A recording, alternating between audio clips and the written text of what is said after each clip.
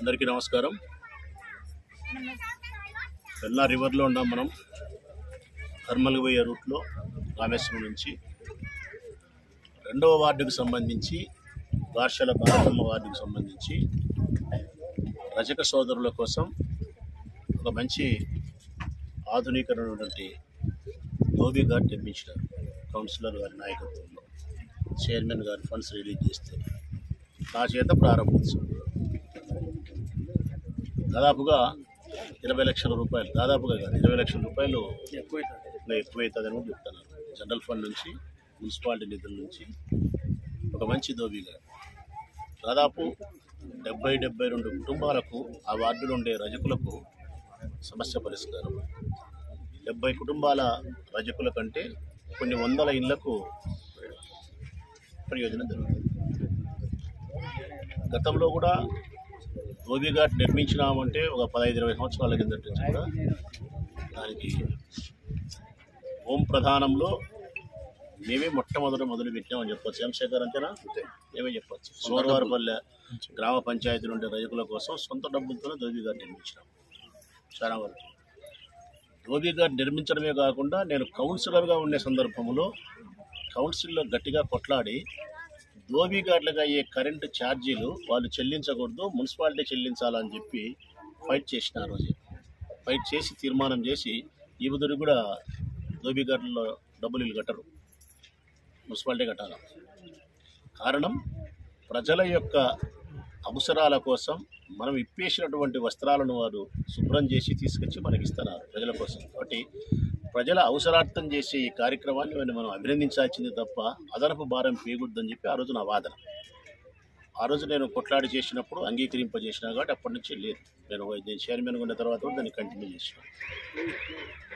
ఇప్పుడు ఈ ధోబీ ఘాట్ కట్టడం ద్వారా నేను చెప్పేది ఏంటంటే, ముదుటూరు పట్టణానికి సంబంధించి ప్రజలకు అత్యంత అవసరమైనటువంటి అవసరం రజక బిడ్డలతో అవసరం. వీళ్ళు లేకపోతే కష్టం.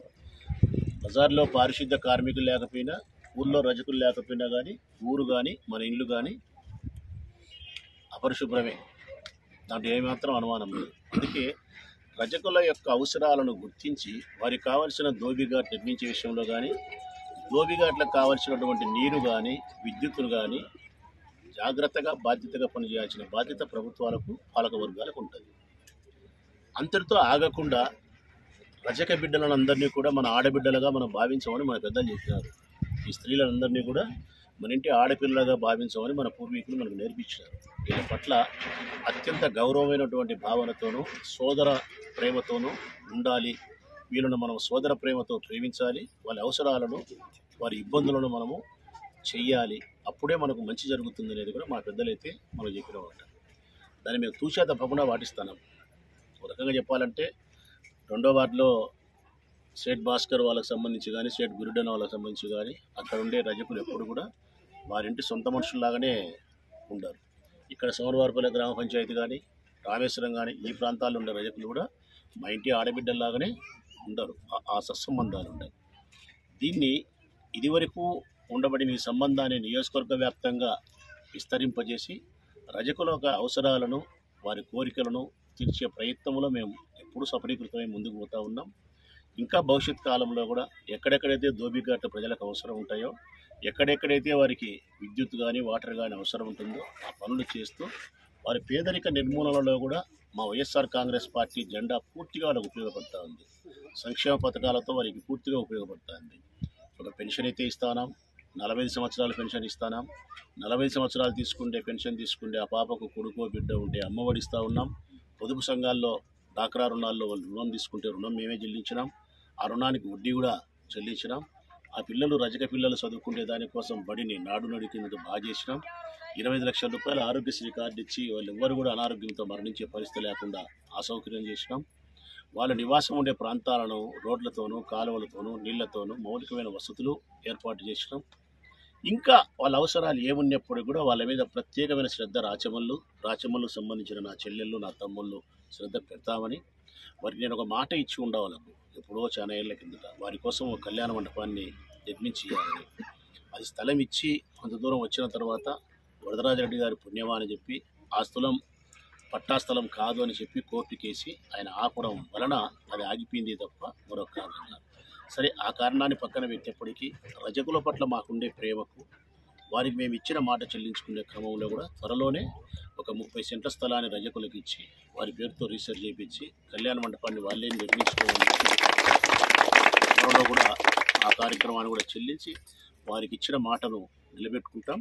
వారి పట్ల మాకుండే సోదర ప్రేమను కూడా వ్యక్తపరుస్తాం.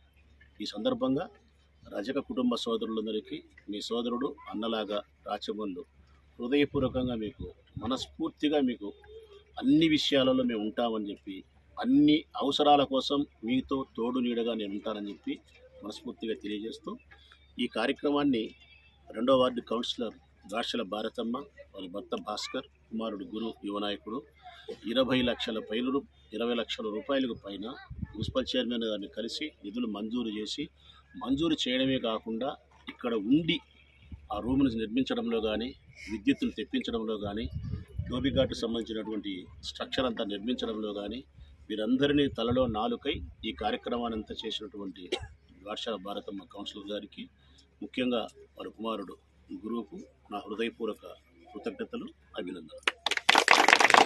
ఈ వీడియో మీకు నచ్చినట్లయితే లైక్ బటన్ క్లిక్ చేయండి. మరిన్ని వీడియోలను పొందడానికి దయచేసి సబ్స్క్రైబ్ చేయండి.